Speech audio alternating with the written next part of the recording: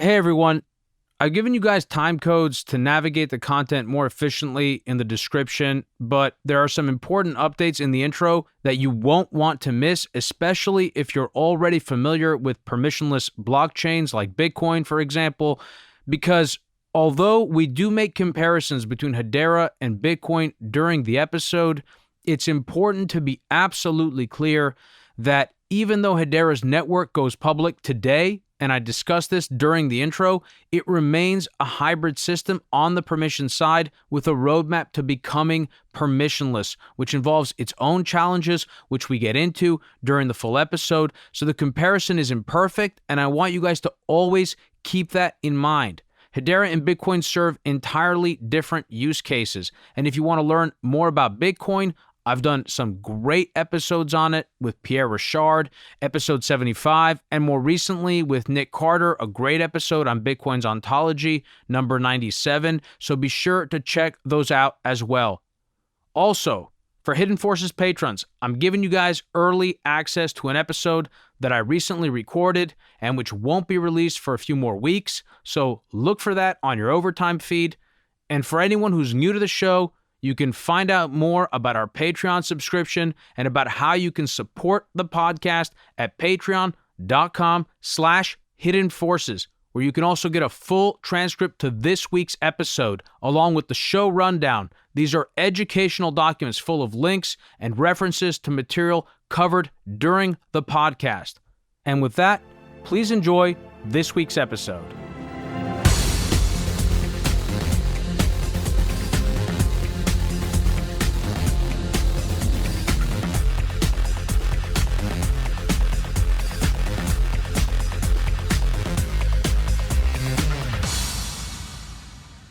What's up, everybody?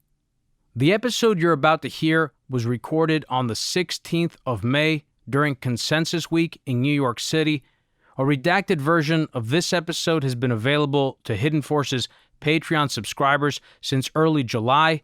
It was redacted because in this full version, Leemon and Mance share news about council members who were only recently announced to the public, companies like WorldPay, which was purchased in the interim by FIS, which, for those of you who don't know, is a huge player in the payment space.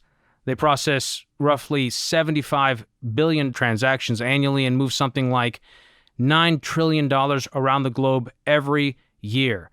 Tata Communications, part of Tata Group, one of India's largest conglomerates, a combined market cap of about $145 billion with over 700,000 employees.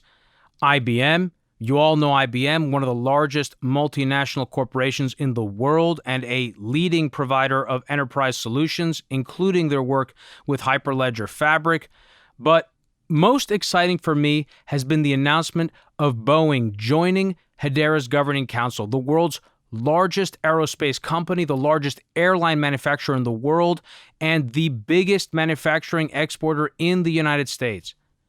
These are just the latest announcements. Mance goes through the entire list of companies that have been announced so far, as well as some of the responsibilities and duties of the Hedera Governing Council and its role in the path towards decentralization, which is how Hedera has described the process by which their ledger will move from its currently permissioned state to a fully permissionless one, where individual nodes would be anonymous and where anyone in the world will be able to run a node, which is part of the company's vision. It's something that Leemon has talked about since they announced the public ledger in March of 2018, and I think it's part of what he means when he talks about Hedera Hashgraph becoming the trust layer of the internet.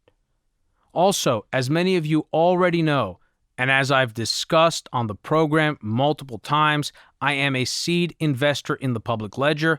Hidden Forces was the first media company that I know of to cover the technology in late September of 2017, and then again in mid-October with our panel at the Assemblage. And I've been an enthusiastic supporter of the team and Leemon in particular ever since. And I understand that no matter how much I try to be objective, I'm still invested, not just financially, but reputationally and to some degree emotionally in the success of the project. And also, I've developed a rather close relationship with some of the founding members, Leemon in particular, in the years since.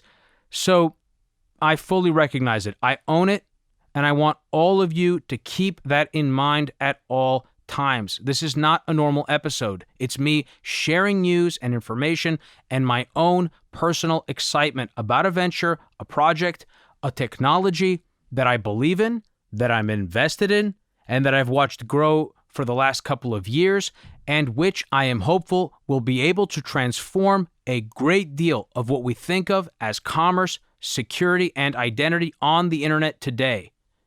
That said, Hidden Forces is still my baby. It's my priority, and I want to continue to be able to use this platform to have conversations with people and projects in the space, and that means encouraging a critical analysis of Hedera, its implementation, and a great example of that was a recent back and forth on Twitter with a number of folks in the Bitcoin blockchain space that produced a series of responses by Hedera with respect to the details of their fair ordering, how they're measuring transaction throughput at launch, some of their initial trade-offs, why they're making them, and I've linked to the most recent response in the summary text, and I encourage everyone who listens to this episode to engage with the team, whether it's on their Telegram channel, which I've also linked to in the text, or on Twitter, or through some of the webinars that they're going to be doing, where they're going to be fielding questions from the community about the platform and whatever else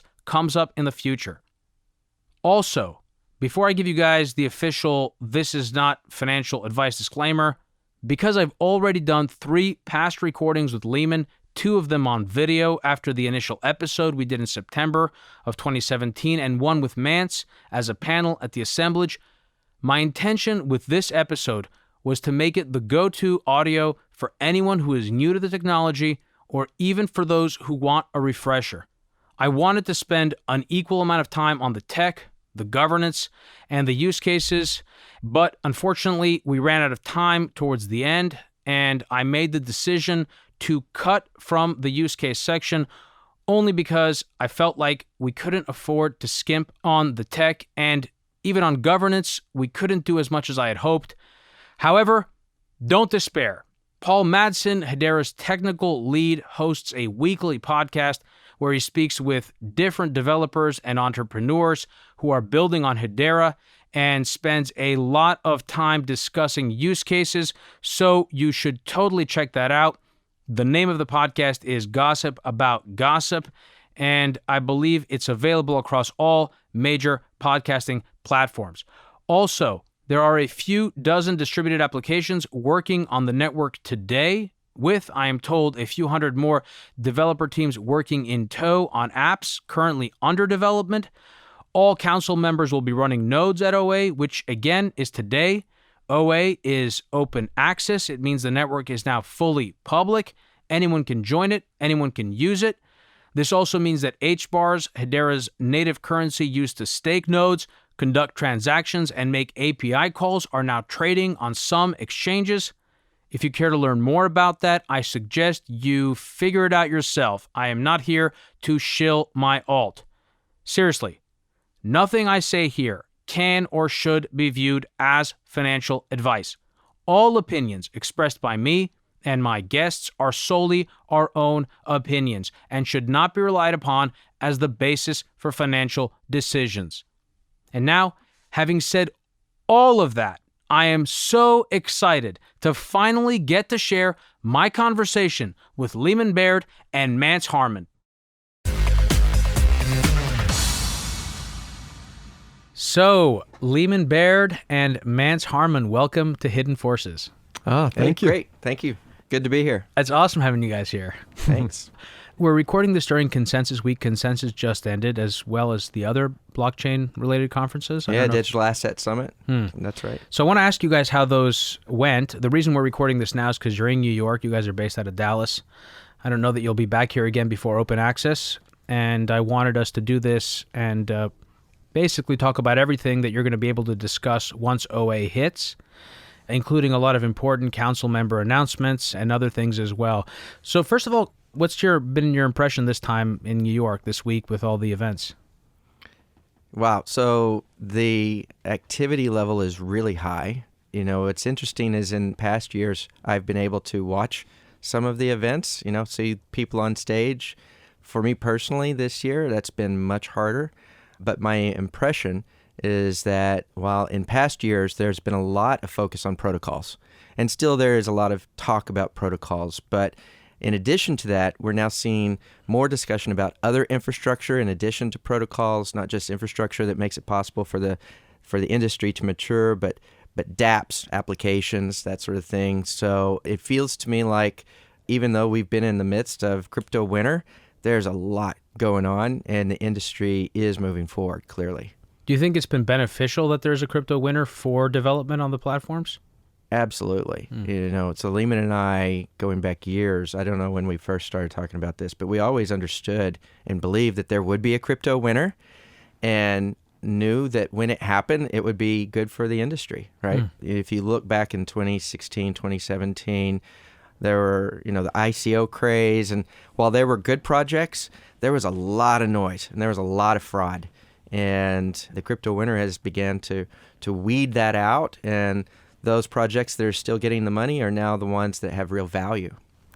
And so every technology goes through this path where you have hype and a million things going on and there's bubbles, and then you have a crash and you have a crypto winter equivalent and it comes out healthier. And now perhaps we're actually seeing the end of crypto winter, which is an exciting time. Yeah, the cycles are compressed in the crypto world. Yeah, it sure feels that way, doesn't it? You go, crypto winter was only coined as a term, in late fall, early winter, right? And here we are 5 months later, and people are now talking about crypto spring. Yeah. It's really interesting how things have changed. So let's move on to the most important announcements. First, let's talk about, well, you guys can decide how you want to do it, but there's obviously the big news of the council members. Maybe you can also start by telling us the council members that already have been announced, and then tell us the new members that will have been announced when this episode airs. Sure. Well, so back in February, we had our first council meeting in Seoul, Korea. And at that time, we announced the first 5 council members. Nomura, a major bank financial services organization out of Tokyo. Deutsche Telekom, of course, the largest telco in Europe. Swisscom Blockchain, the blockchain arm of Swisscom, which is another major telco in Europe. DLA Piper, one of the top global law firms, and Magazine Luiza, which is a major online retailer in Latin America based in Brazil. And those are fantastic names. Since then, given that this is airing at OA, we have just recently announced the next tranche of council members. And so Boeing is a council member in the United States. Of course, everyone knows Boeing. IBM is a major council member now that we're partnered with, and we'll talk more about the work that we're going to be doing with IBM. WorldPay, which is maybe not a name that the average consumer knows and understands, but they play a role in just about 50% of credit card transactions globally. And Tata Communications, conglomerate out of India.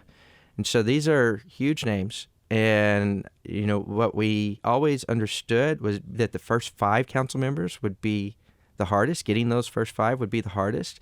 And then once we got that next tranche of council members, things would get a lot easier. And, now that we are there, the pipeline is fantastic and the council is growing. And, there's a lot of excitement and work with the council. We've had our second council meeting now at the end of consensus here in New York City. And there's a lot to talk about and the work that we're going to be doing with them. Yeah, they're remarkable names. I mean, is there any in particular that you're more excited about? I think what's interesting with IBM is that's the one that I think will surprise a lot of people because of IBM's relationship to blockchain with Hyperledger. Yeah, so what we just announced a week ago was that we joined the Hyperledger Foundation. And Leemon, you want to talk about the work we're going to be doing with them? Absolutely. So many people join the Hyperledger Foundation. They contribute code. We're just contributing code. We're doing all of those things. In addition, the code we have allows it to interoperate with our ledger. And that's pretty cool. So you can do things in the Hyperledger, and you can then have calls to use our files or use our smart contracts or use our cryptocurrency. Mm-hmm. But then we're doing something more fundamentally to the whole system, and that is the ordering service. So the ordering service allows you to send messages of some kind to our system. We put them in order. We give them timestamps that are consensus and that are fair, and we send them back. And you can organize them by what they're about, and then you can just see the ones in the area that you're interested in. This we are doing with Hyperledger, so that Hyperledger can use it to do its operations. It can use it as its ordering service and as its consensus layer, which allows you to build extremely fast applications. You could build a stock market, and you could build it directly on top of Hyperledger, get all of the advantages of the entire Hyperledger ecosystem, and your consensus is being done by Hedera. And you have all the advantages of knowing that you have the trusted nodes, you have the trusted council governing it, and you have the speed and the fairness and all those things. We're going to get into more detail about this, but for a quick explanation for our audience, why is it that Hyperledger can't put transactions in order? And we'll get into more detail about this, but what's the reason that they want to use Hedera? Why can't they do this themselves? Oh, they do. And so they have software, and if you have computers that everybody in the world trusts, then you could run it on your computers. But you need to have computers that everyone in the world trusts, which is what we're bringing. And you need to have it, for some applications, you need fair ordering. So it isn't just one computer that decided what the order would be. And so we have this consensus fair ordering. Not every ledger does fair ordering, but we have fair ordering. And so there are some cases where, fine, you and 3 friends can run your computers, and that works fine. And then there are cases where you want the broader base for the type of trust that you get from that. And now we can do both. So, okay, great. This will be an opportunity to get into distinctions. I drew a bunch of distinctions here that I wanted to get into. Are there any other announcements, by the way, that you wanted to make before we proceeded forward? I think those are the announcements that will have been made. Okay, super. And we'll talk about what open access is, but I wanted to begin by drawing some distinctions. Leemon, you and I in our first episode together and in a few subsequent ones went through Hashgraph's consensus protocol.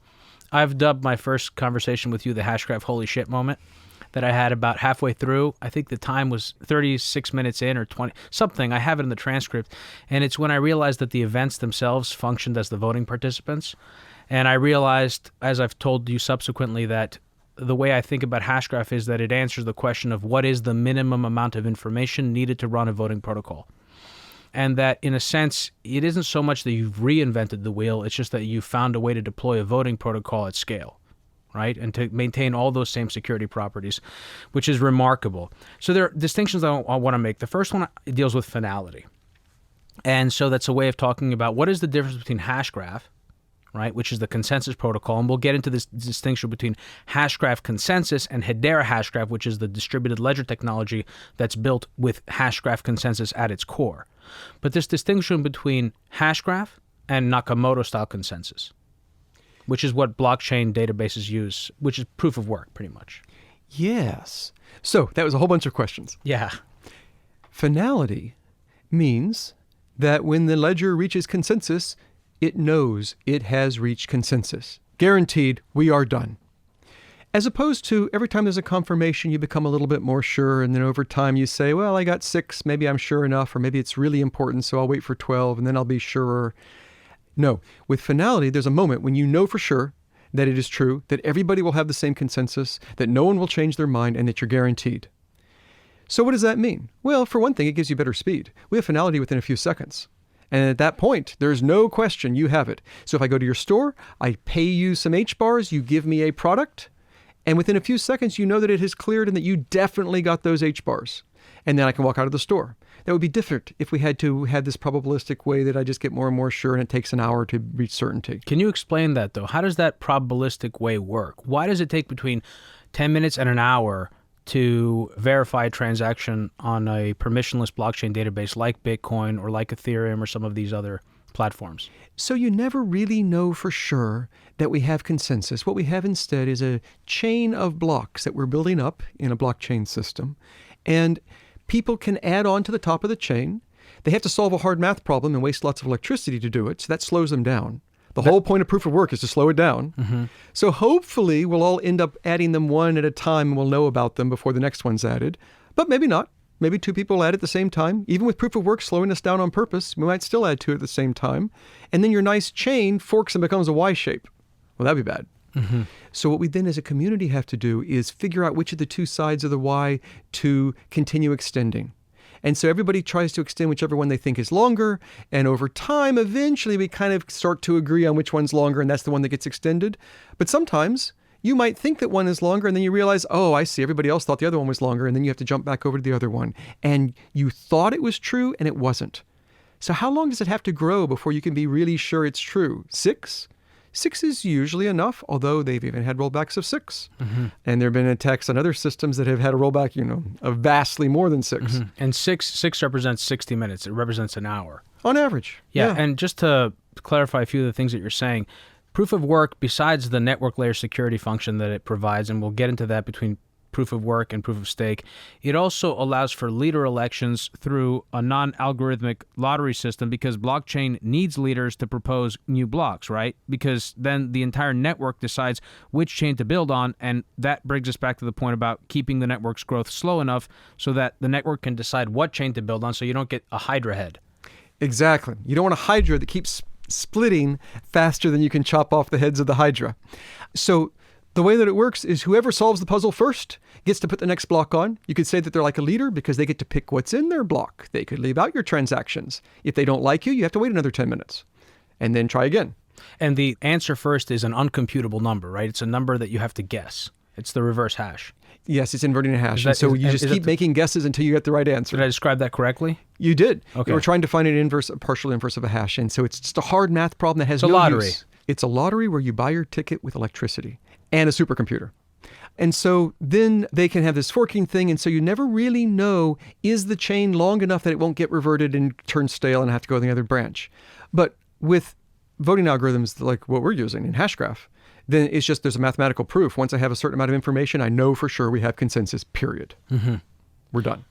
So let's break that down a little bit more, because I think one of the questions I get asked a lot when I try to explain your technology to people and to smart people, one of the first questions I get immediately, almost predictably, is, what are the trade-offs? Come on. There have to be trade-offs, right? And what I try to explain is that of course there are trade-offs. There are trade-offs in terms of latency and throughput and those things. But those trade-offs are different in Hashgraph because it's a different paradigm. And it's a different paradigm because of bringing it back to the point about using a voting algorithm and that you've managed to scale that, right? So explain to our listeners how it's possible. How can this be possible? We all live in a paradigm where there are these trade-offs, where we're trying to get above 10 transactions per second, right? That's sort of the paradigm in blockchain, somewhere around there. Everyone's been trying to figure out how to make a faster horse, right? How on earth can it be possible that you would be talking about hundreds of thousands of transactions per second, perhaps millions with database sharding? How are you talking about seconds of latency? How is this possible? Yeah, so it's a good question. So you have to get your information out. When you make a transaction, you may have to make sure all the nodes know about it. And then the nodes have to come to a consensus on the timestamp on it, and then you can put them in order by the timestamp. So the way to get the information out is the fastest way you can do it is gossip. If you have an internet and you can have pairwise communication, there's nothing faster than gossip, which just means I tell a random person. Now 2 of us know. Then each of us tells a random person. Now 4 of us know. And then each of us tells a random person. Now 8 of us know. And it just grows up exponentially how many people know it. So the gossip is the fastest way to get the transaction out. Every ledger pretty much uses that. Exactly. That's nothing special. New. Yeah.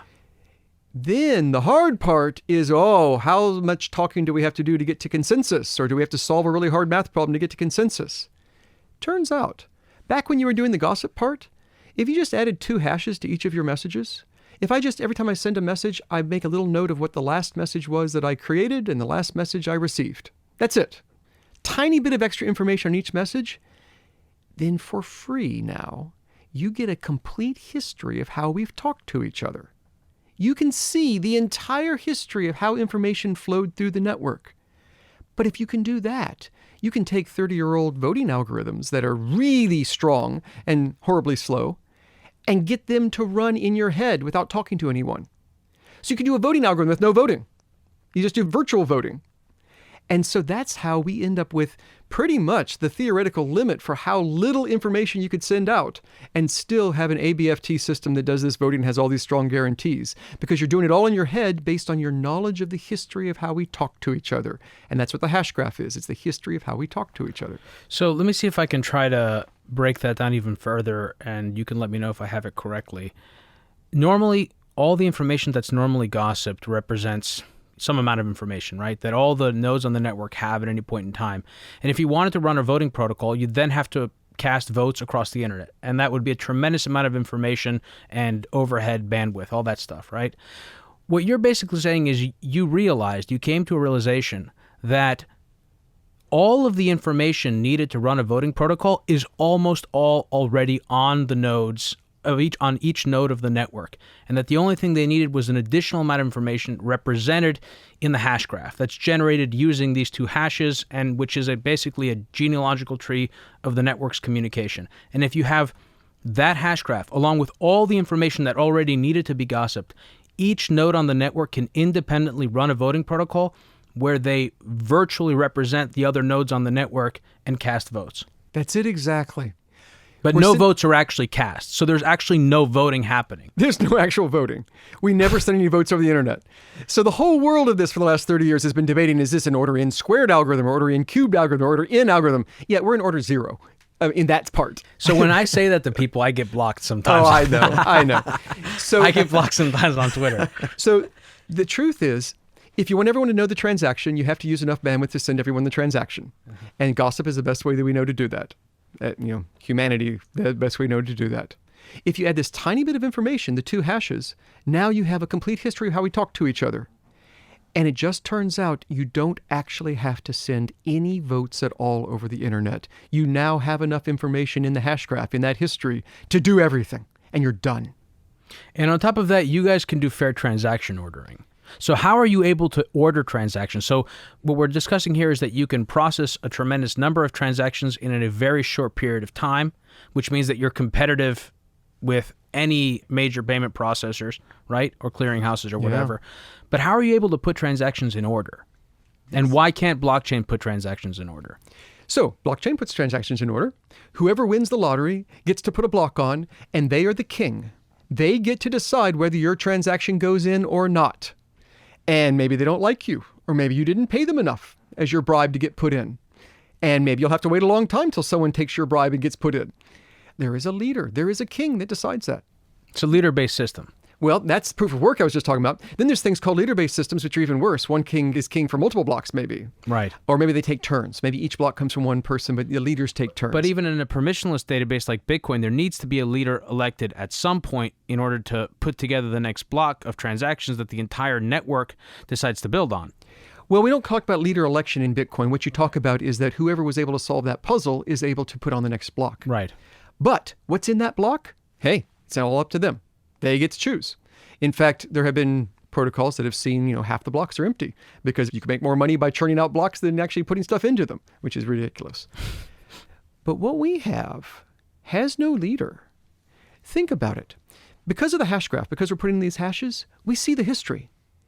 I can see how this transaction spread through the network, and I know what time each person in the network received it. Well, if I look at all those times and I make a big list of them and sort them in order, I can take the middle one. That's when it reached half the people in the community. And if a few people lie and say, oh, I received it 1 million years ago, or I received it 1 million years in the future, well, when we sort it, they're at the top or the bottom of the list. The guys in the middle are still the same numbers, and you're still getting from that group of numbers in the middle. And so they can't manipulate this time in a bad way. And so there is no leader who decides, here's the time on this transaction, or here's the order of this transaction, or even whether we want to have this transaction or not. Everybody sees it, everybody knows when everybody sees it, and everybody knows the consensus time. Completely fair. So besides, because most people are not going to be able to necessarily follow the details of what you're saying, besides the validation of the governing council members and investors and other people in the community who have validated in one way or another your approach and your protocol, have there been any formal methods applied to prove the validity of Hashgraph consensus? Yes. So, of course, we just talk to people and just explain it, and mathematicians tend to look at it and say, well, of course that would work. That's the early things.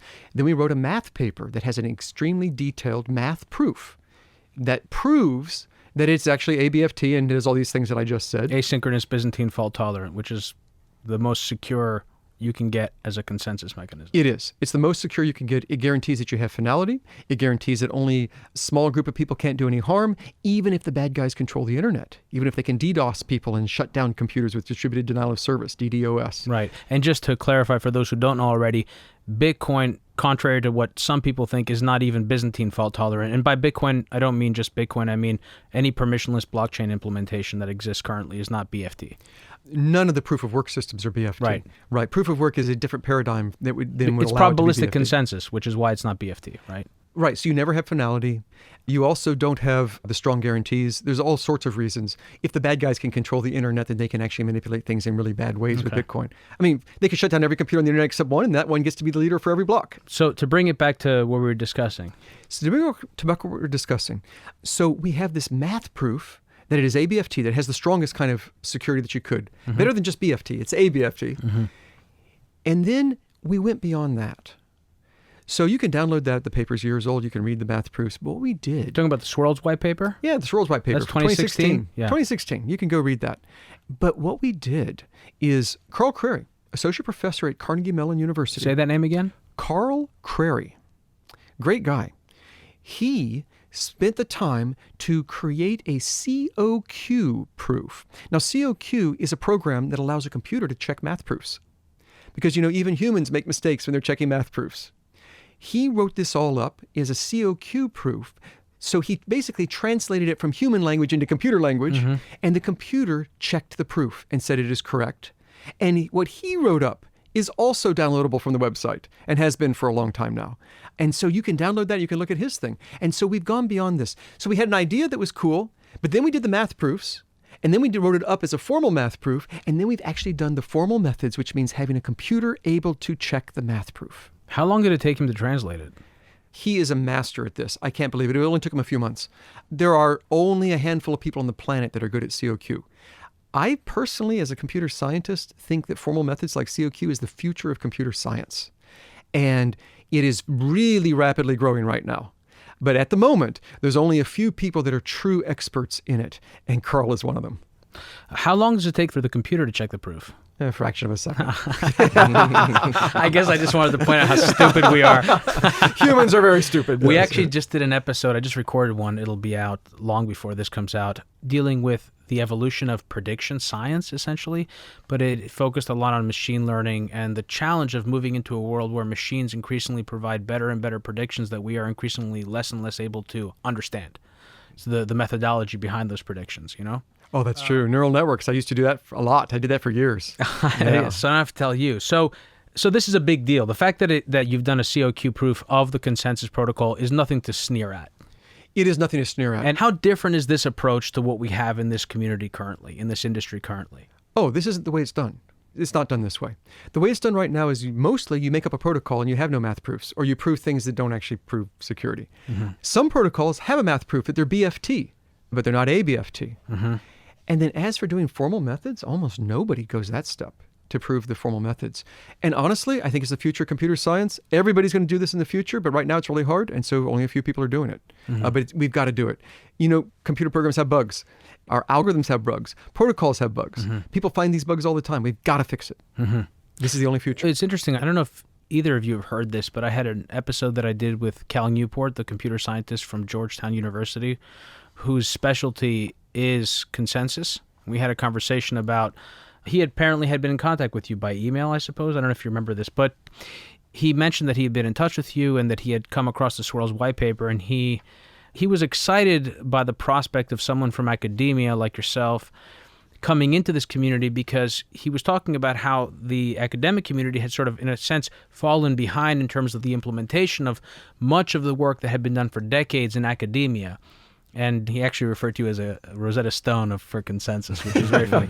All right, so let's take everything you just said about theoretical alternatives to Hashgraph. Let's assume that Hashgraph would be able to provide the fastest, most secure way to process transactions on a permissionless database at scale, assuming a successful deployment along the lines of the path towards decentralization that you guys have laid out and that we'll get into. But could there be theoretical alternatives that would be competitive to Hashgraph in the future? Oh, good question.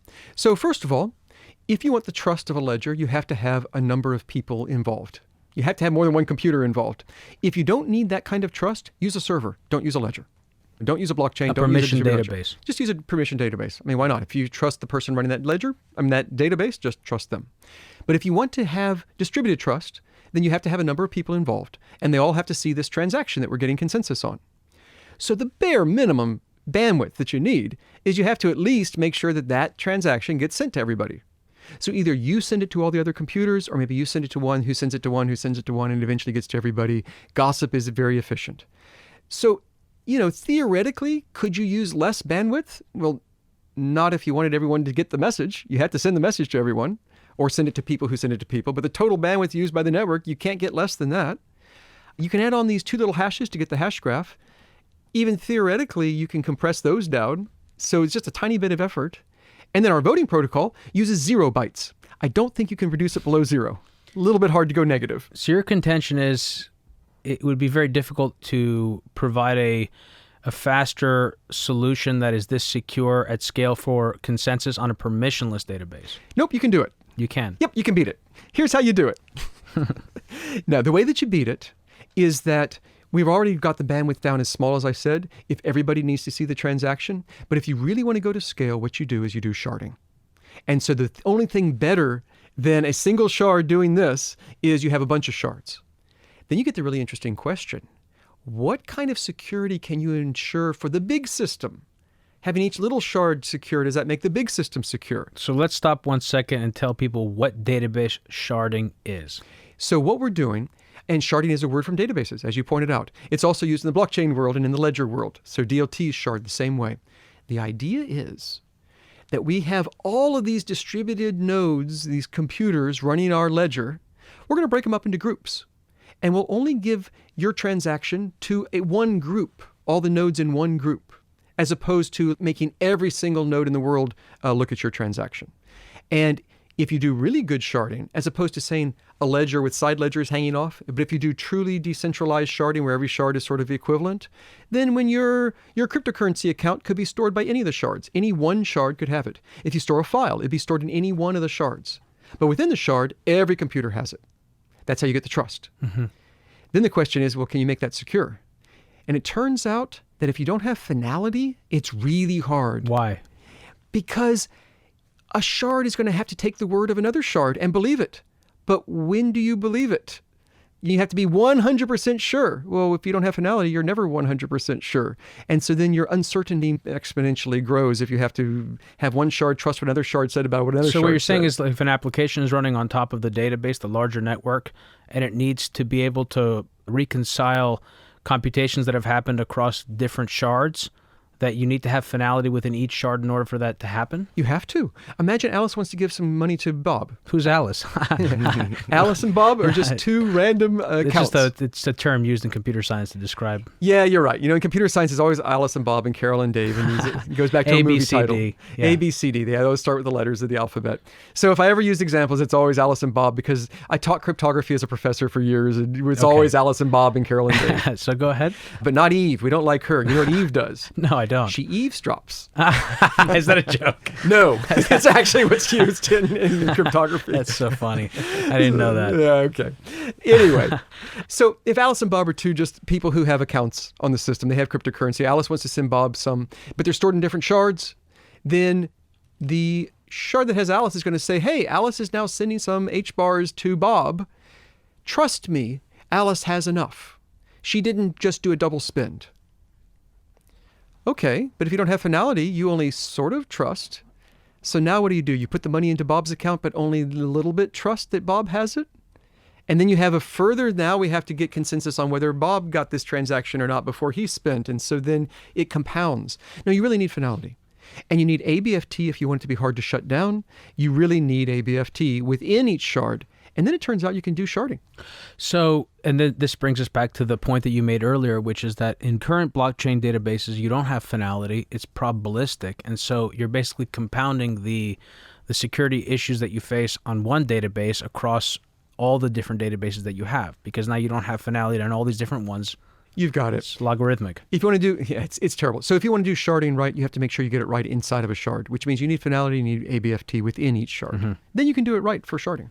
Let's distinguish between something else, which is a directed acyclic graph, a DAG, otherwise known as a DAG, and blockchain, because these are also points of confusion. You fall within the category of a DAG, but you're not. For example, there are other implementations like Holochain or IOTA, I don't know all the rest of them, that also use this type of data structure, but it's comparing apples and oranges. Let's help our listeners understand what the distinction between these two things are and how you differ from, let's say, other implementations. Yeah. So blockchain is telling you something fundamental. It is storing a chain of blocks. That actually means something. DAG, in a very real sense, doesn't mean anything. There are lots of tools in computer science. You use numbers, you use arrays, you use DAGs. They're used all through computer science. And if anybody makes up a new protocol, they might use some numbers in their protocol, and they might use arrays in their protocol, and they might use DAGs in their protocol. It's just ways of implementing things. But that doesn't mean that there's a category of number-based programs or a category of array-based. I mean, they're just tools. So DAGs are another tool. And so you'll find that there are different protocols that use DAGs, but they use them for totally different things. All a DAG is something you could draw out as a bunch of circles connected by arrows. So we use a DAG. Other ledgers use DAGs. But the circles mean something different. And the arrows mean something different. And the way you're using the whole picture means something different. And the properties of it mean something different. They have nothing in common. Just the fact that you use circles and arrows doesn't mean there's anything in common. So there are radically different things. Most of the systems that use a DAG are not using it the way we are, as simply as a history of how we've talked to each other in order to do virtual voting. Instead, they're doing things that are not ABFT and aren't even BFT. They're just doing completely radically different things. Yeah, I'm not even sure if some of these or any of them have consensus mechanisms. I'm not sure. Are there any inherent advantages of one database architecture over another? For ledgers? Sure. Sure. So proof of work was the first one, and it's sort of the generation one, but it uses, Bitcoin itself uses more electricity than Ireland. And it's expensive to buy the mining rigs. And so what do you find? Consolidation, and it's all in one place. So proof of work has some issues. Then people started going to leader-based systems that don't have to have proof of work. You have a king, and you let the king decide what happens. That's work. And then if the king gets shut down, we switch to a new king. And if the attacker keeps shutting down everybody, well, then the whole system shuts down. It's a real problem. But at least you can get away. That's like PBFT? PBFT is an example, sure. And Paxos is a problem, and as an example, and Raft is an example. And these are all leader-based systems. DPoS systems also are a delegated proof of stake, or also leader, where you take turns being leaders. And so the problem is you have the fairness problem because the king gets to decide what's in the next block. You have the DDoS problems that if you shut down the king and follow the leader as the leader changes. And you can have that even in a permissionless database if there's a virus, for example, in the network, right? So any system will be crashed if you can crash all the computers. The question is, could you freeze the system by just crashing one computer at a time? So proof of work typically doesn't have that problem. Right. Because it's random. Because Goes it's back random. To the reverse hash. Exactly. And so you really can't DDoS the leader because you don't know they're the leader until they've already finished leading. So that's an advantage of the proof of work. But then it's very inefficient. And it's also not fair, and it also leads to consolidation, which gives you problems. If it's all under one government, you have some issues. You have then the leader-based systems that are faster, but they still have the fairness problems and the DDoS problems, but they're better in some ways. And then you have voting-based systems that are super secure, but horribly inefficient because you have to send all these votes over the internet. And you can try to merge leader with voting and say, well, just have a few leaders and let them vote. But the simplest thing is a radically different thing, which is don't have any leaders. Just do the gossip, add in 2 hashes, and then you actually know how we talk to each other and we're done. And so that's what we do. And you get all the strongest securities properties with the speed of very little bandwidth needed, and along with the total fairness of there's never a leader, even for a second. We don't even take turns. Mance, you've been sitting here. How are we doing so far? Oh, you it's enjoying doing great. this? Leemon is a master educator, right? Yeah. I've been watching you as I never tire of I can say it's amazing. Talk about this. It's amazing. So inherently, we're never going to be able to address every single question. I think we've done pretty well so far. We've talked in various ways about proof of stake versus we haven't really talked about proof of stake much. We've talked about proof of work. That's come up a lot. I want to talk about the distinctions between proof of stake and proof of work for network layer security, Sybil attack resistance, for example. And then I also want to talk about the distinction between the deployment of POS, proof of stake, in Hedera versus the way it's been discussed in some of these alternative blockchain implementations? Because there's so much confusion there, and I would love to address that. So first, let's talk about the network layer security aspect of this. How does proof of work provide network layer security, let's say in the case of Bitcoin, the most prominent example, and how does proof of stake offer that in terms of Hedera? And then we'll get into why you think POS actually works better for Hedera, whereas perhaps it wouldn't work in some of these other implementations. Sure. So the whole thing we're worried about is we want to be decentralized. We're afraid we're going to stop being decentralized and have one attacker control the network. That's the fear. And they can do it with Sybil attacks. If you allow anonymous nodes, they can do it with Sybil attacks, which means one person creates a whole bunch of computers and pretends to be a lot of different people, sock puppets. And then they all get too much influence. So how do you stop that? There's really either you have a totally permissioned network where you have to have permission to run a node and everyone knows who you are, or you have some kind of a scarce resource. So you could pretend to be a million people, but then you have to split your scarce resource a million ways and you still don't have much of a vote. It has to be one or the other. Mm-hmm. In proof of work, the scarce resource is the computational power, which means buying a supercomputer and feeding it lots of electricity. Mm-hmm. That's the scarce resource. It's revving your engine. It's revving your engine. And so one person could pretend to be a million people, but they can't each have a supercomputer because then you have to buy a million supercomputers. And if you buy a million supercomputers, you might as well just admit that you're one person. There's no advantage to pretending to be many. Mm-hmm. So that's how you have the security. But because of the expense, well, it's expensive, which is bad. It's inefficient, which is bad. And that also drives consolidation, which is bad. I'll interrupt a second just to point that out because I think that is important. There are huge economies of scale associated with proof of work. And that causes centralization, right? Not just in terms of the ASICs, right, that are used, which are difficult for most people to have, application-specific integrated circuits, but then there's also advantages to pooling the resources, of course, of these are classic economies of scale. The more computers you have, the cheaper each additional computer will be. Also, certain geographical areas subsidize electricity, or electricity is cheaper in certain areas. So there are all sorts of ways in which proof of work causes centralization, right? And anyway, please continue. I just wanted to make that point. That's absolutely true. And I think it's widely recognized that proof of work is not ideal. It causes centralization for the very reasons that you said, because you have to buy an expensive computer and there's economies of scale, which means the small person can't just buy a tiny piece of that computer. They have to buy a big thing and you have to feed it lots of cheap electricity. And I also actually want to make one more point. The way that proof of work works in terms of the lottery, it makes it increasingly expensive if you're operating a single computer, because the chance that you'll win the lottery at any point in the lifetime of the CPU is very small. So it's to your advantage to pull together lots and lots and lots of machines because it smoothens out the volatility of the cost versus the reward of actually winning the election and having the opportunity to propose the next block, right? Yes, and this actually adds to a whole other layer of security problems. Right, and it's a question of fairness too in terms of compensation.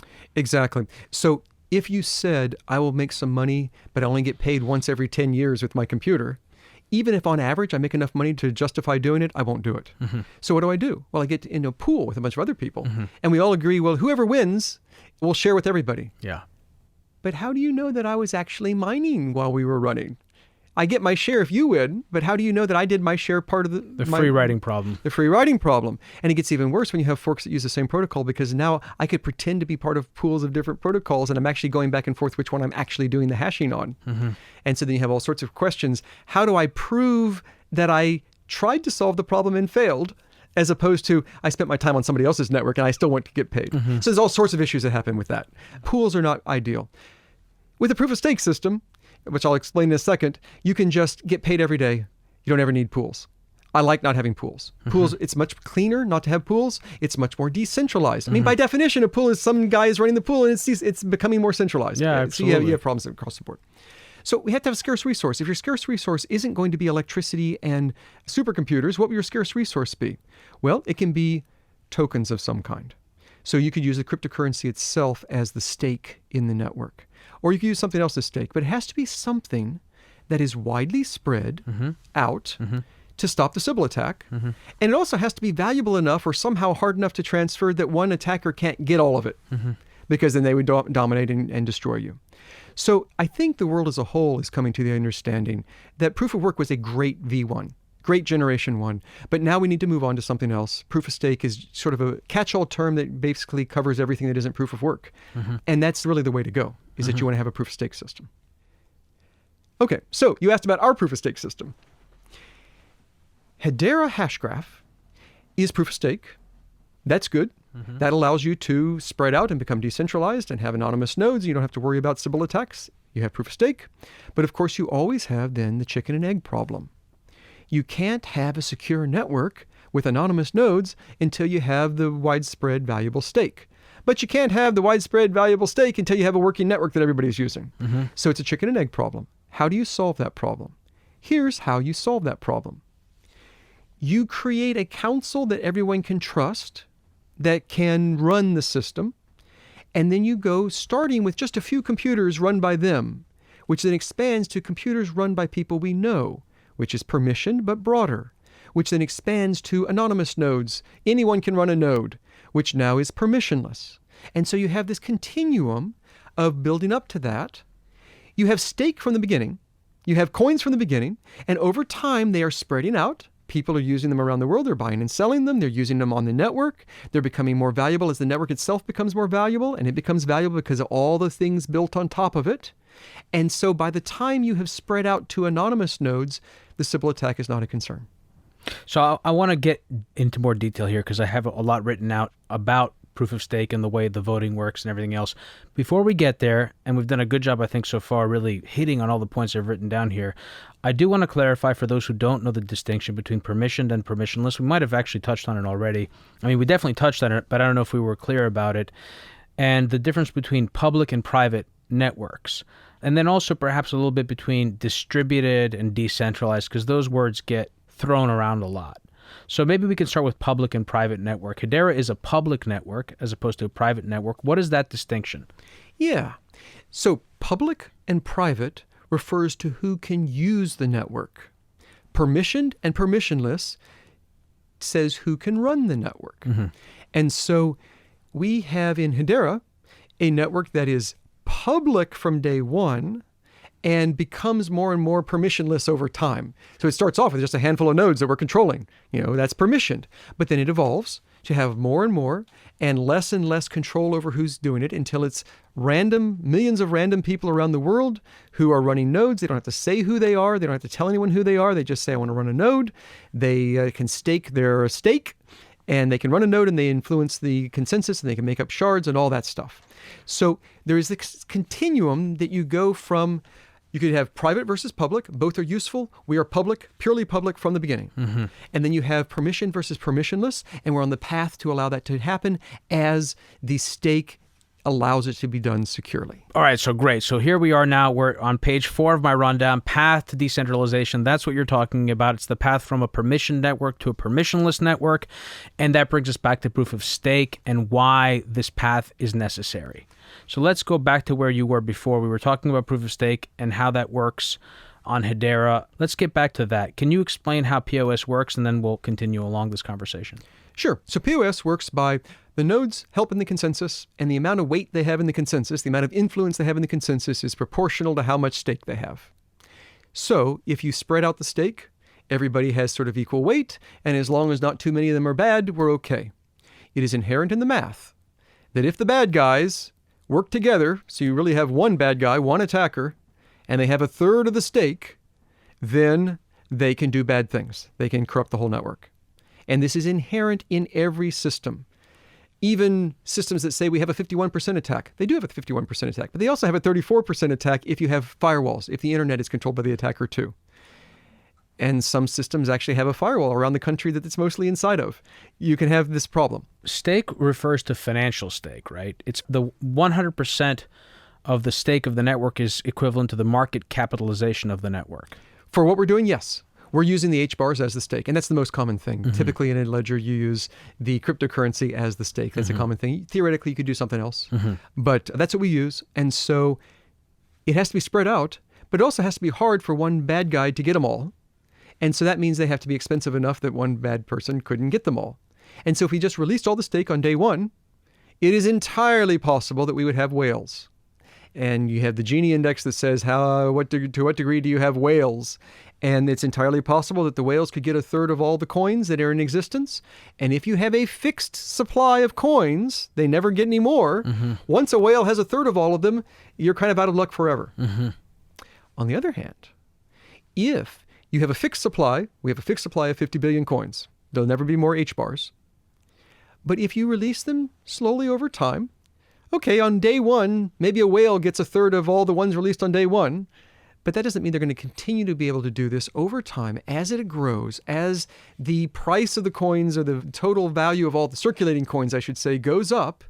Then it becomes really hard for 10 years from now a whale to be having a third of all the coins. So the security of your network is contingent upon sufficiently large market capitalization, and the high market cap makes it difficult for any one particular or conspiracy of actors to accumulate 1/3 of the HBARs on the network in order to attack the network.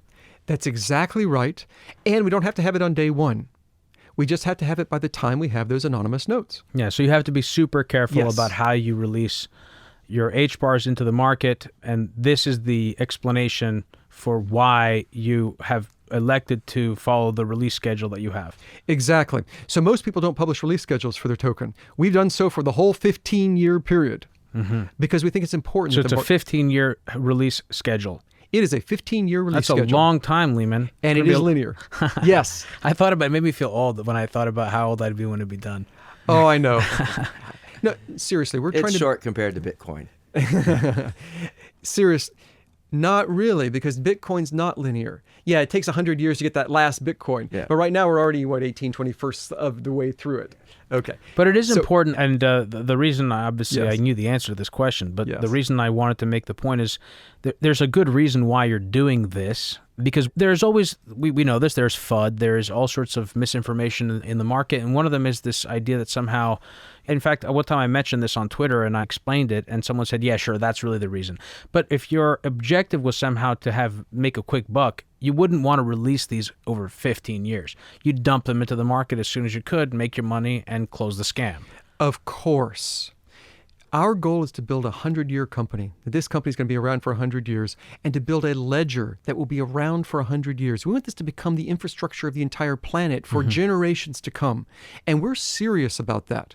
One indication of our seriousness is that we're releasing our coins over a 15-year period. Another indication of seriousness is that the founders themselves have locked up their own coins to dribble out over 7 years.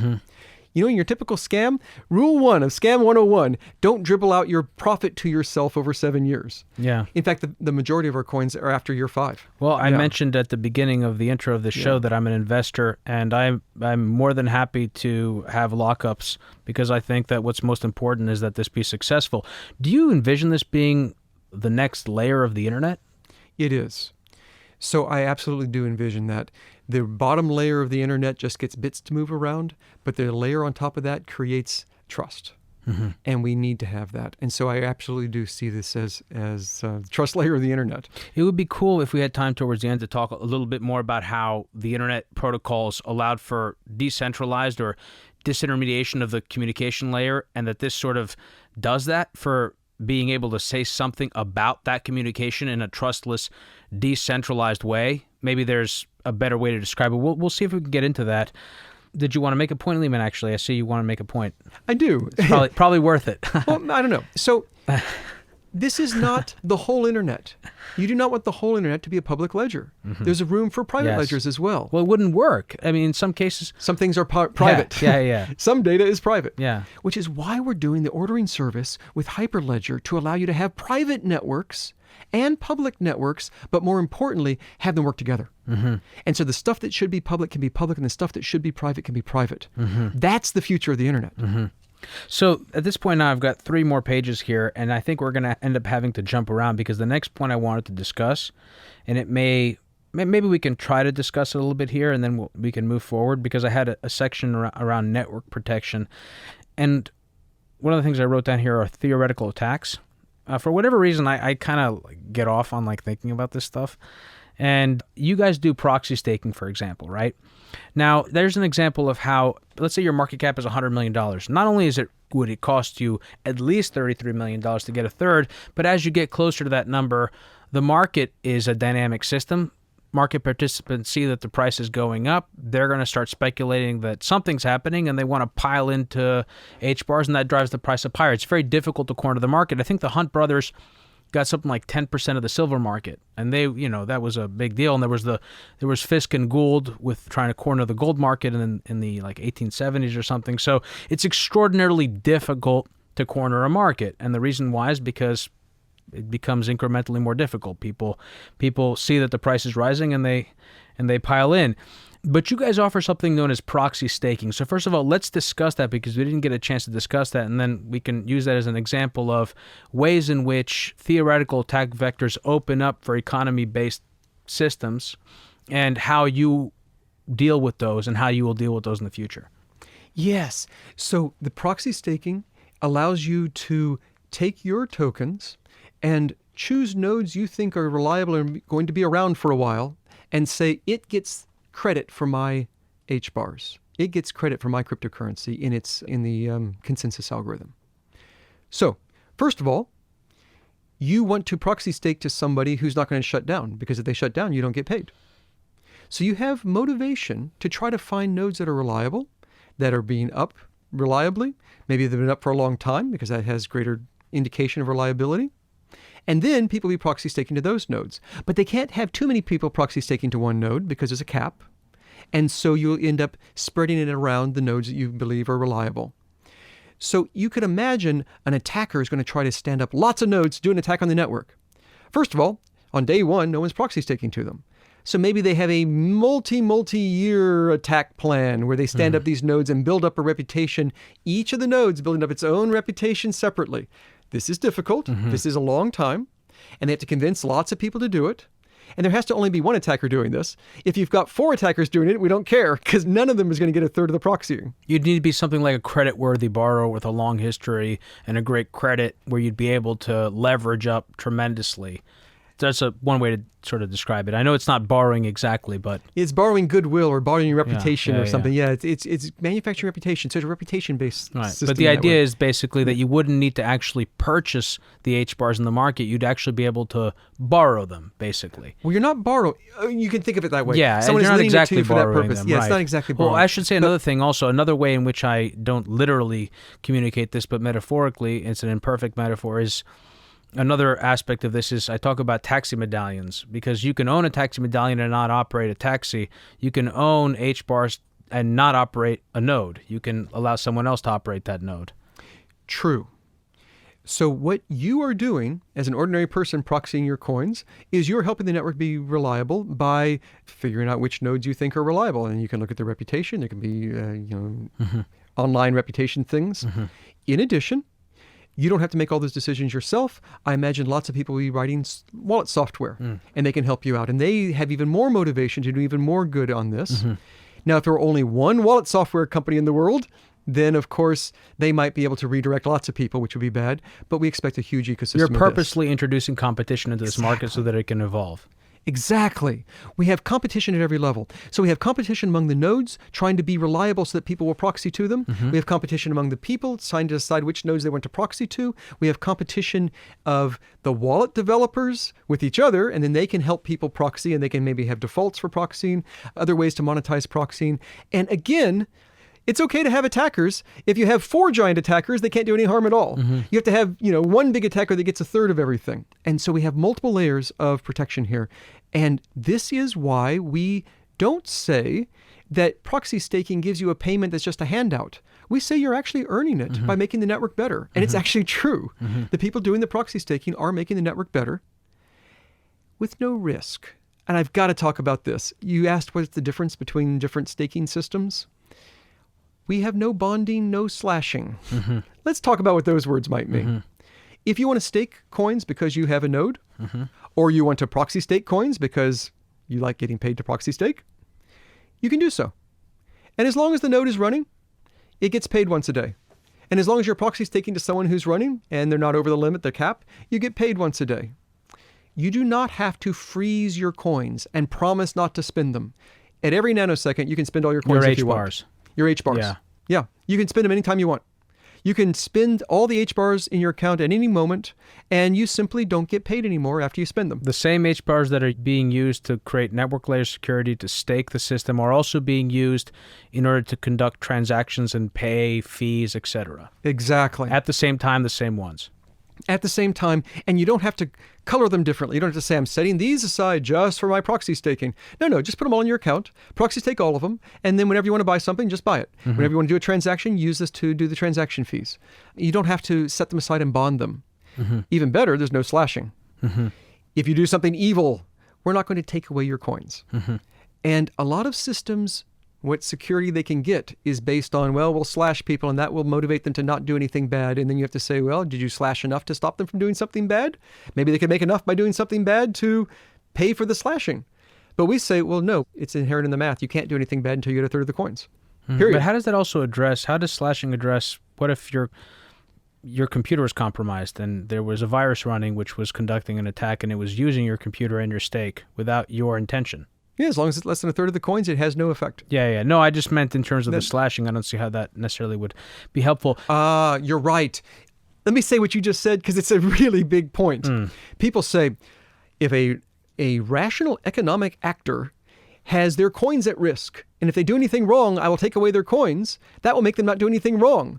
But you're saying, wait, they're not a person, they're a computer. It could be hacked, it could have a virus, and it could decide to do something wrong because it doesn't mind if its owner loses their coins. That's a really good point. There's no risk to proxy stake, and we do the proxy staking because it makes the network more secure. But we're not using this to drive up the price of the coin or anything. It's not a lot of money that we pay to proxy stake. It's just a little bit to encourage people to do it. It encourages them to help the network become more healthy. So let's talk about that. Let's talk about network fees. Yeah. Because those are a little complicated. They're one of the more complicated parts of the white paper because there are a lot of different fees and they function in different ways. So maybe you can help break that down for us here. Okay.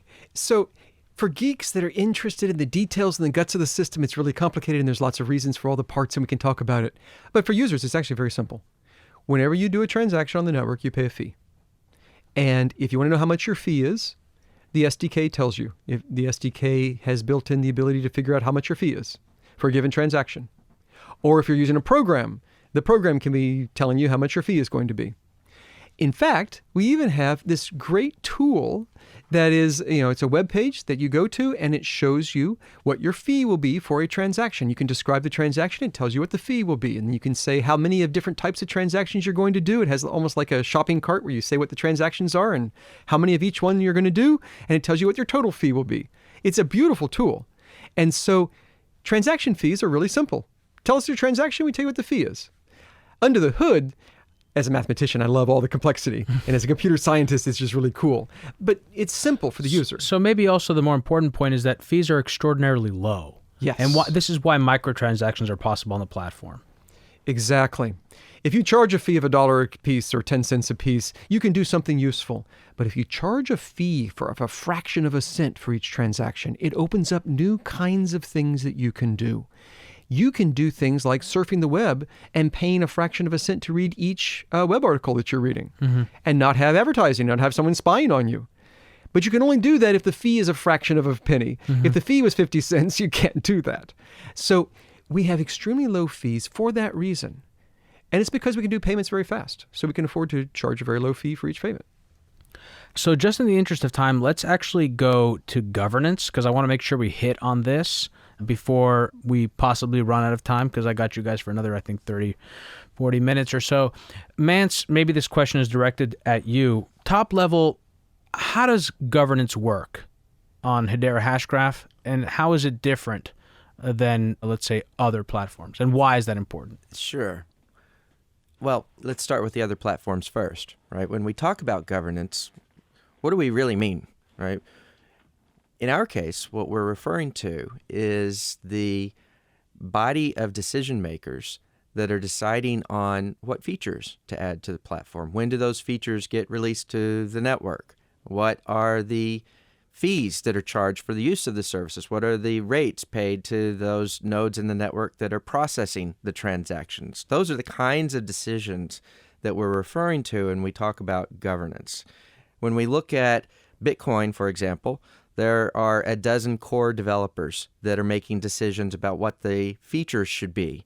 And then there are a set of miners that are deciding whether or not they want to adopt those features. And so in that sense, it's bicameral governance. If we talk about Ethereum, there's a foundation and there are core developers. And, each platform has some form of council, if you want to use that term, that's deciding on the decisions for the network as a whole. It just may not be institutional. It may not be institutional. It may be very loosely coupled, but nevertheless, it's a relatively small number of real decision makers. I mean, people will say that there are thousands of contributors to Bitcoin or Ethereum, and that may very well be true. But the decision of what goes into the platform lies in the hands of just a few. Is governance the same thing as talking about where power resides to alter the software? Is that the primary? That's a major component of it, absolutely. Who has the authority or the power to decide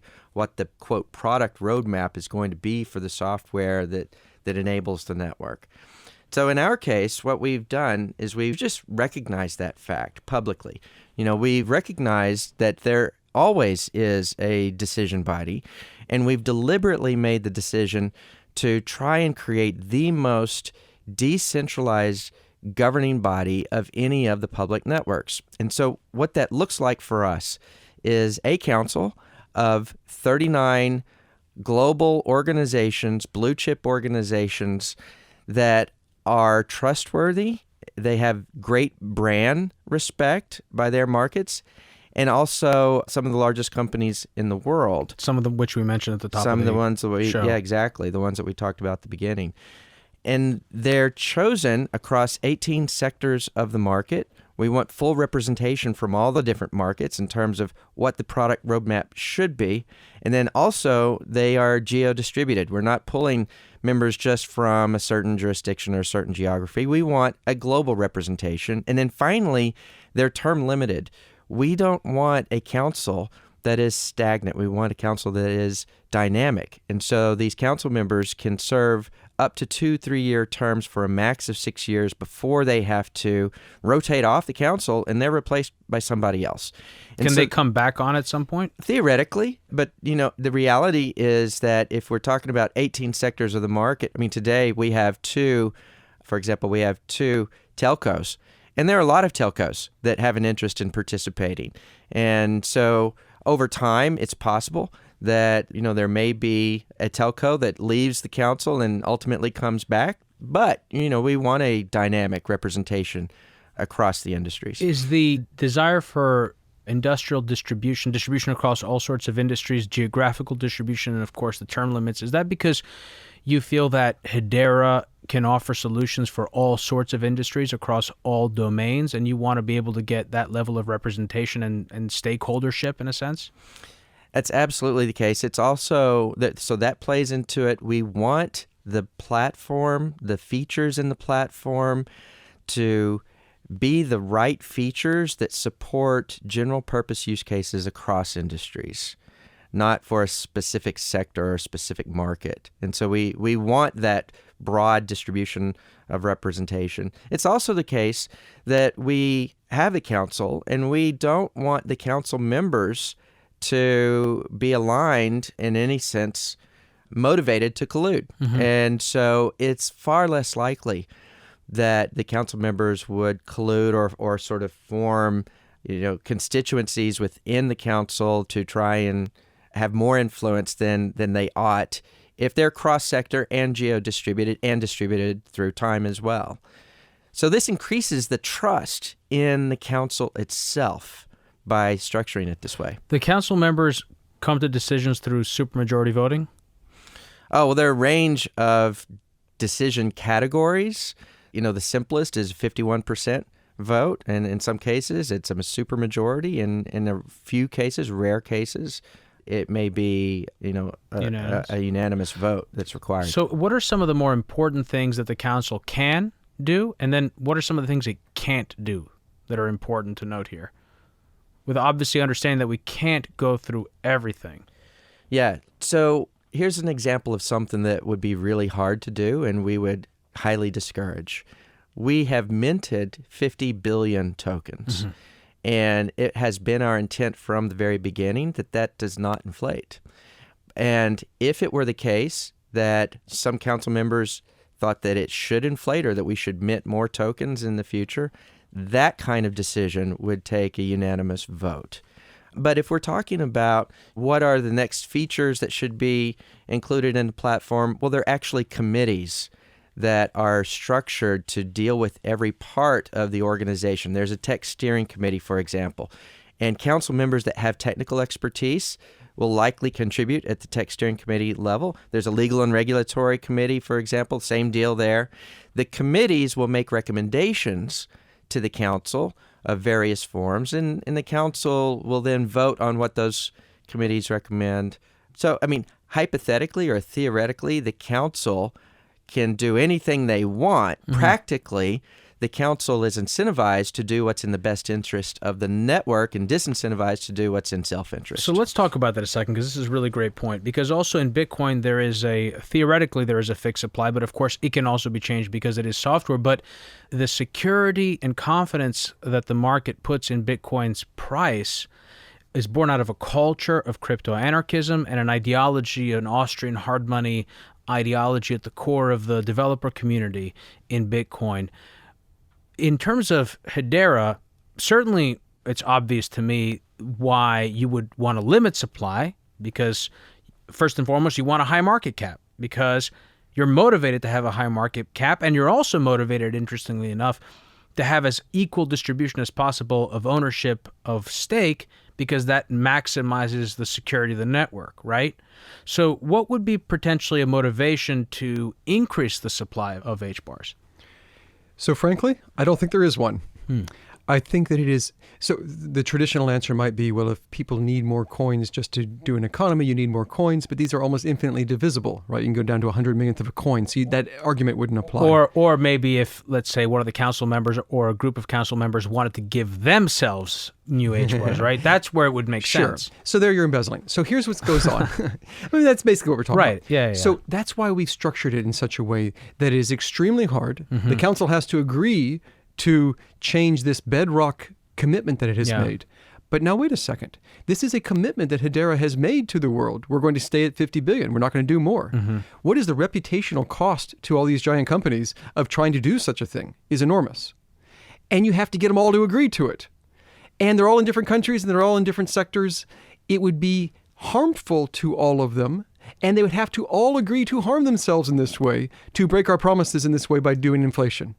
It becomes very hard. It might be easier to bribe a handful of developers on another ledger to do an inflation thing than it would be to do this. So Mance, you said that you've already minted all the coins. The coins that haven't already been allocated to investors, employees, Swirlds, which is the parent company, are in the Hedera treasury. I want to quickly just touch on that, and then I want to move into open source versus open review. I think we talked about forking, but the role of IP, what is the role of your IP in terms of governance, and a few other important points before we finish. But let's clarify that really quickly. What percentage is in the Hedera treasury, which is going to be part of the release schedule and sold to the public, and how does the rest of this ownership break down? Yeah, well, in terms of percentage that is in treasury, on day one, it's less than 5% that is going into circulating supply, which means it's over 95% that remains in treasury. The total release schedule, as Leemon mentioned earlier, is over a 15-year period. And we've split that up really into conceptually 3 different 5-year periods. The first 5 years will likely see the first third, or 33%, being distributed over that first 5-year period, and then it's combined with treasury and also people that are able to sell their HBARs. Is that how that works? Yeah, exactly. So those that have invested in the token earlier through the SAFT mechanism, they're getting their token allocation over that period. The employees are getting their token allocations over that period. As an organization, there are tokens that are reserved just to incent the community in various ways, and there may be treasury sales as well. But that entire 5-year period will result in approximately 33% being released over the period. And that's true for the next 5 years and the following 5 years with a fairly straight, smooth curve, if you will, for the token release schedule itself. All right, let's talk about this distinction between open source and open review. Right. So you guys are open review. The industry is open source. I want to really nail down those distinctions. Yeah. So open source simply means that, at least in our industry, means that anybody that chooses to make a copy of the existing public ledger and go and create a competing public ledger may do so. And that results in some negative consequences for anybody that's built an application on the ledger where the state of that application gets copied as part of that process. And when that happens, for example, let's just hypothetically say that we have a land registry application that's running on a public ledger, and the registry itself records ownership of land parcels. Well, there's software out there running on computers and smartphones, maybe that is used to update the land ownership in that registry. If the product, or the platform rather, is pure open source, then it's possible for some of the node operators or miners to become disgruntled, say they're going to copy that, go create a competing network with a competing cryptocurrency. And when they do that, that land registry now gets copied, and it exists now on two separate networks. And that same software, the client software running on computers and phones, it still connects to the same total set of nodes, but now some of the nodes are in the old network and some of the nodes are in the new network. And you have that land registry diverges, and it creates chaos for the application developer. So you have to solve that problem fundamentally. Is that something that enterprises have told you is a concern for them? Well, what I can say is that we have council members that are building on top of us because this is an enterprise feature. The ability to prevent that from happening is an enterprise feature that the enterprises absolutely will care about over time. Now, it's still the case that most people in this industry don't even recognize this as an issue yet, and that's in part because there haven't been a lot of enterprise use cases built, period, on public networks because of some of these issues. Also, an important point is there's a culture of open source, but open source in something like Linux is very different than open source in something like permissionless databases and base layers that are monetizable, where so much of the financial opportunity is in the base layer, is in the protocol. Absolutely. So I'd like to give the answer to that one too. I thought it'd be useful if you go through it. Open source and open review. Open source means that anyone can take the software and read it, and they can also stand up competing networks that are doing the same thing. Open review means anyone can read it, but they can't stand up a competing network. And so we'll be doing open review rather than open source for this software to stop the network from forking. The goal is to make the network be stable for the people that want to build on top of it, that don't want their network forking. When we have seen forks, we have seen confusion as to, well, which one is the real one? Which of the two is the real one, and which one is a new network that's coming off of it?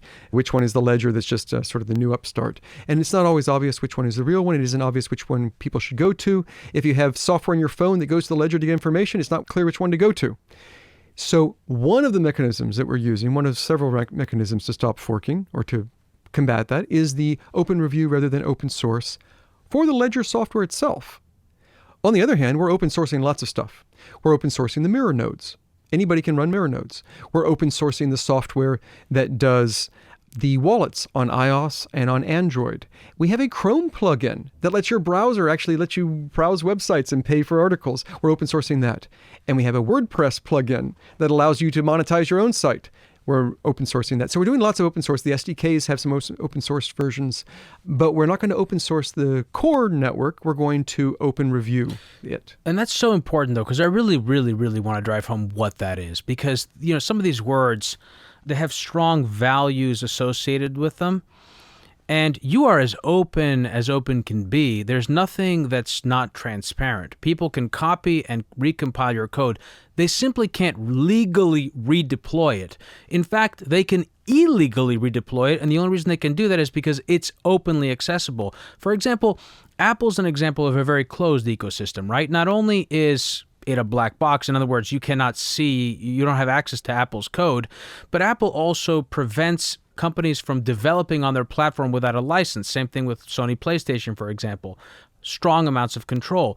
Android opens it up to developers. They don't need a license to develop on Android, but it's still, you cannot look at the code. You don't know what's running on Google servers.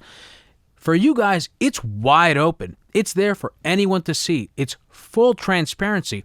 The only thing you're saying is that you're not allowed to copy this code and redeploy it and call it something else and compete with Hedera directly and cause confusion among the ecosystem of application developers or enterprises that have built on this, that are relying on a stable platform. That's exactly right. So it's just dealing with the forking issue. The transparency is there because you can see the code and know what's going on. And when you're running a node, you can even see the code of what you're running. You know it's interoperating with the others, so you even know that the code is correct. You actually have a way of checking whether the code is truly the real code.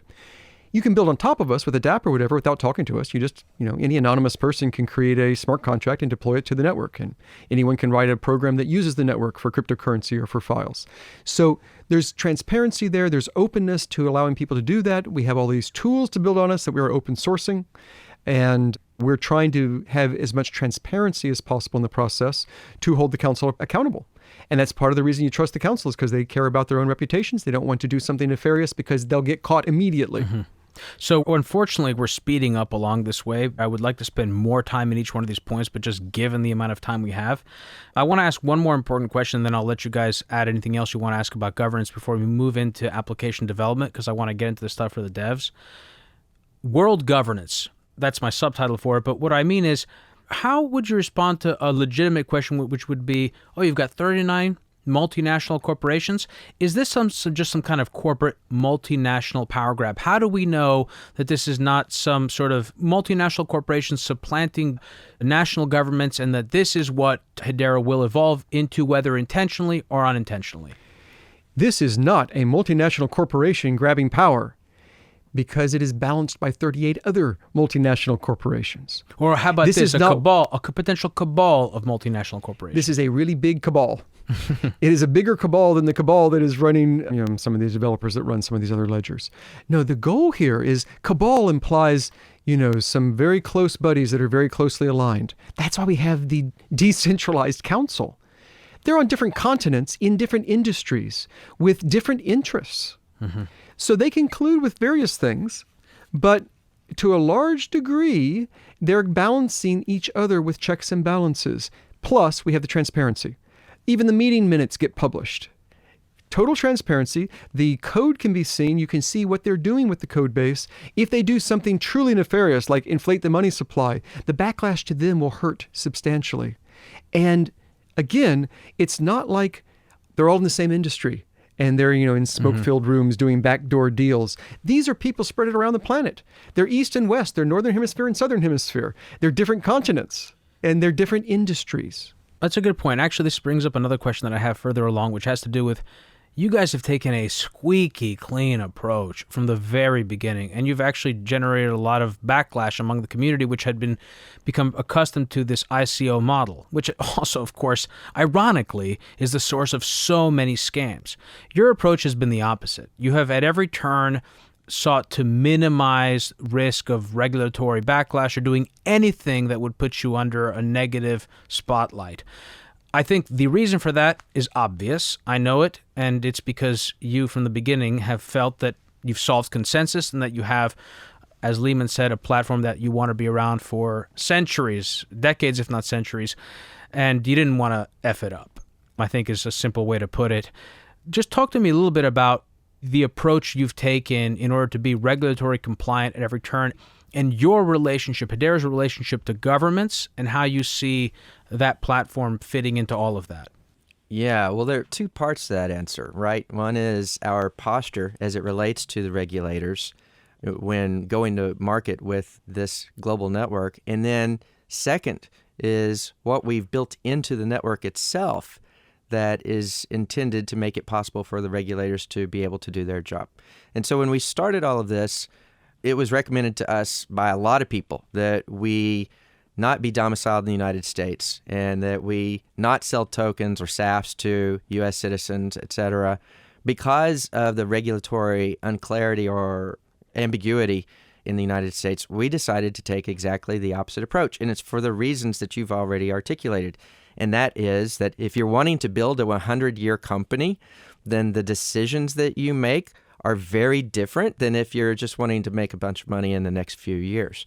So we decided to domicile in the United States. We've engaged with the regulators very directly now in a dialogue that's almost a year old. And we've made it very clear to them our plans and our approach. And so far, so good.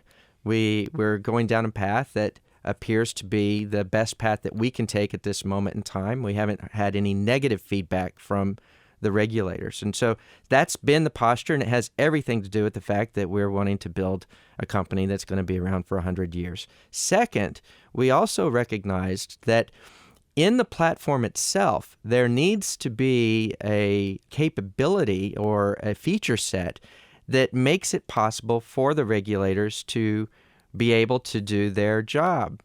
And so, Leemon, I'm going to toss the ball to you on talking about the claim system. Yeah, so we have live hashes. We used to call them claims. You may have heard that previously. We have live hashes. We have this way that if you have an account that holds HBARS, it can be anonymous. You don't have to tell us who you are. You can do whatever you want.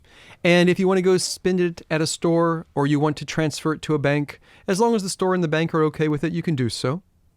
But if there are jurisdictions where they want to put restrictions on their stores and their banks, they could say, we want you to only have trusted accounts that are able to interact with our stores and our banks. Trusted being whatever they want to define trusted to be. It's up to them. And so if you want to not be part of that, that's entirely your power.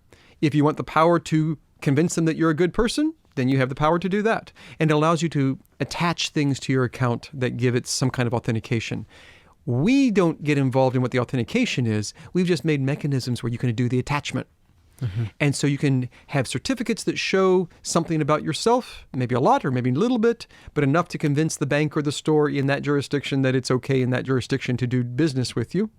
And then it is possible for whoever issued that credential to revoke it. It's like a revocation service. Then the store or the bank can check whether it's been revoked. So this might actually be a good way to transition into use cases, because one of the issues that is coming up a lot lately, and even more so as we move into what's known as synthetic news or deepfakes, is trust in information, trusting the source. How do you know, for example, if you get an article that seems like it's coming from the Washington Post or a video that looks like it is the President of the United States making an announcement? How do you verify the authenticity of that? How does Hedera, for example, provide a solution to that problem? Yeah, so it's at a layer above us, but here's how we help people doing the things at the higher layer to do it. Basically, you have to sign your video or digitally sign your picture, and then it's your reputation as a photographer or videographer that people have to trust. There's really no way around that. And if people are willing to trust untrustworthy people, then they're going to be fooled, and that's a problem. But you at least want to be able to sign things. You could say, though, that I would like the ability to unsign something if, say, a hacker got into my computer and started signing things on my behalf. I'd like to be able to revoke it. And if you want that ability, we can help. We can create revocation, ways of revocation where you attest that you really did take this picture. And in the future, if you want to remove your attestation, you can do so. There's also actually something else that you could do there's obviously an infinite number of things that you can do with this platform. We did an episode with Bruce Schneier where we discussed, actually also with Josh Corman, both on cybersecurity, and we discussed all sorts of possible attacks against all sorts of different industries. One of the easiest, dumbest attacks you could do is to hack hospitals, which are notoriously insecure, and scramble blood records before surgeries. You could take a snapshot of that database, of the hospital's database, right? And then the hospital could authenticate that, or could verify that the blood records had not been altered before every single surgery. And that would not be a very costly thing to store on Hedera, right? That snapshot, right? That hash. Exactly. It would be, it'd be a hash. And so there's no privacy indication problems because you're not storing patient data. You're only storing a hash of the patient data, a fingerprint of it on the network. But yes, you can do that to show authenticity. And there's a lot of areas where you want authenticity. You said hospitals, but the pharmaceuticals that they're using are even more important. You might want to know the history of their pharmaceutical and what all hands it went through and which factories produced it and all that.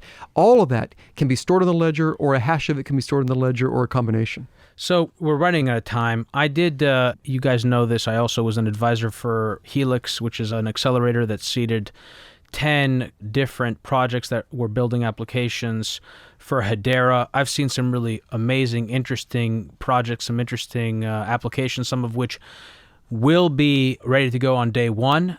There's all sorts of potential decentralized car sharing applications, all sorts of things. I think one of the really cool things about Hedera is the market has already been educated about the types of use cases that can work on such a platform. But up until now, the problem is that none of them actually worked because the platforms couldn't scale. And this is basically a situation where the market's been educated and now a platform comes along that actually can do all of that. Tell me, how many people, how many companies, how many projects are being built right now? How many do you expect to be available on the platform at open access? We know of over 500 being developed right now. They have just bothered to tell us. Many haven't even talked to us, but over 500 different dApps that are building on top of us. Many of them have told us, hey, we're ready for OA. We will release at OA, Open Access Day. We will be deploying right on top of you. And we know of the Helix Accelerator that I find amazingly exciting. A whole accelerator to help startups that are going to build on Hedera. And we didn't do it. They did it themselves. And I'm just very excited that they decided to do that. They believed in it enough. They wanted to invest, and then they wanted to incubate these companies, and they fund the companies that they like. It seems like a pretty big no-brainer for either you guys or members of the team or whoever to set up some sort of fund to seed projects and startups that are using Hedera software. Is that something you're considering? So we will certainly have a market development fund. The structure and size of that How does someone get in that? Yeah, I know, that's right. TBD. Exactly. More info coming. Yeah, but even exciting. Beyond that, what's exciting is that we know of others that are building their own funds, ecosystem funds, specifically for Hedera or Hashgraph related applications. Yeah. So we talked about so many big things here. First of all, I'm so happy how much we managed to cover in what looks like about 90 minutes or so. You also made some big dreams, put out some big dreams about, again, second layer of the internet and how long it'll be around. We talked about proof of stake, which has to do with security and market capitalization. How much business do you imagine in terms of dollar value could be conducted using Hedera? You know, when we started, we've always assumed at scale that our platform could very well be processing or contributing to the transfer of trillions of dollars of value, right? Per year. Per year. And, you know, who knows where we end up, but given that assumption, we understood that the network would very likely be attacked, and that was the real motivation for Leemon pushing to achieve asynchronous BFT, and, you know, why it took years to get the algorithm in the first place. And so we've assumed that, you know, if this market matures the way we all believe it will, then it's a huge market, and we will see that in the next 5 years. Guys, Zenobia is pinging me, and I am very good on time, and I was getting us to wrap up anyway. There's so much more I want to talk about, and if we had a time, I normally do overtimes. I would switch us to overtime at some point at the end, and I would love to have just, you know, shoot the shit and have just a much more personal conversation about what this has been like for you. I know some of it. I had the great pleasure to get to know both of you. Leemon, I've gotten to spend even more time with you, and it's been so wonderful. I've been so excited to watch this progression. I've been so honored to be part of this effort, and it's just been wonderful from the very beginning. When the first time I read the paper, and I just, like I said, got stunted by the claims, and then had the call with you and had that, as I said, the Hashgraph holy shit moment halfway through the conversation. And then we put on that panel. Yeah. I put on that panel in New York in October, Mance. That really kicked everything off. Yeah, and then Mike Maloney, a longtime friend, did the documentary that came out in December, and that just blew up. And it's just been wonderful, and we've all been waiting patiently for this moment. So I'm just so excited. Thank you so much for coming in today. Oh, thank you. Thank you for having us. It's a pleasure, always. Today's episode of Hidden Forces was recorded at Creative Media Design Studio in New York City. For more information about this week's episode, or if you want easy access to related programming, visit our website at hiddenforces.io and subscribe to our free email list. If you want access to overtime segments, episode transcripts, and show rundowns full of links and detailed information related to each and every episode, check out our premium subscription, available through the Hidden Forces website or through our Patreon page at patreon.com/Hidden Forces. Today's episode was produced by me and edited by Stylianos Nicolaou. For more episodes, you can check out our website at hiddenforces.io. Join the conversation at Facebook, Twitter, and Instagram at Hidden Forces Pod, or send me an email at dk@hiddenforces.io. As always, thanks for listening. We'll see you next week.